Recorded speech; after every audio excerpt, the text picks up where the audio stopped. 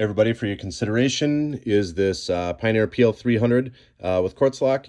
As you can see, the lid, the dust cover here is in really nice shape. I give it a nice fresh polish. I mean, it's got all those little fibers from the towel, you know, wiping it down and stuff. But it's basically scratch-free, very, very nice condition, no cracks or anything. Let's see here. Let's go ahead and show the operation of the record. I've got this hooked up to a Concept 16.5 receiver right now, but we'll go ahead and actually, you know what? One thing I want to show you. So again, with the Quartz lock, this will kind of show you when it's locked in, there's 3 dots. When the dots are moving side to side, it's not at the proper speed. Once the dots are steady in place, they will be flashing in the camera, even though they're not really in real life. It's just because the frequency of the camera and the frequency of the strobe light's a little different, but I want you to watch those little dots and see how they're kind of spinning, and now they're level. So now that they're not moving side to side, we are locked in on the appropriate speed or whatever. That's what the Quartz lock does. It ensures that the audio does not distort as a result of the speed going too fast or too slow. So I'll go ahead and show both channels have sound here. Here we go. I'll turn it up a little. So left channel. Right channel, speaker's a little further away, so it'll sound a little quieter, but you get the idea. Back to center.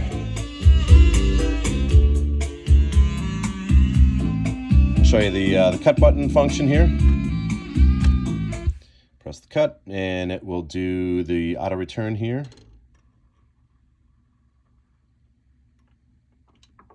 And sets it down. Before the record stops completely, we'll just keep going here, and again, watch the Quartz lock in action. As you can see, it got up to speed really fast because it was already really close. I'll try to set this down and let it lead in. I may have already, yeah, it's already did the auto return, but you get the idea. Once you run to the end of the record, I'll show you one more time fast here. When you run to the end of the record, it will auto return. Just like that. And then this has the Ortofon red 2M cartridge and stylus. You can swap out the stylus with the Ortofon blue if you want something just a little bit more dynamic. The red is very good. A lot of people seem to really like it. I've enjoyed it. I have it on one of my other record players as well, one of my other turntables. But the body for the Ortofon blue and red are the same. So the styluses are interchangeable. So if you ever wanted to upgrade, all you'd have to do is buy just the stylus rather than spending the full amount to get a new cartridge and everything. If you wanted to go to the Ortofon amber or black, you'd have to change the cartridge in that case, and then those are considerably more expensive also, but you get the idea. Again, it's a very nice turntable in really good condition. It's got the sub chassis here, which is where all the suspension is. It's kind of spring loaded. The really nice part about that is instead of having the feet underneath with the springs that have a tendency to break and things like that, it also makes the body much taller. Having the sub-chassis suspension keeps this a nice low profile, and then having the nice low profile lid enables you to put it in a cube, kind of like this. So like I keep mine in there. This one's a little bit tall. I have a hard time opening the lid and leaving it open.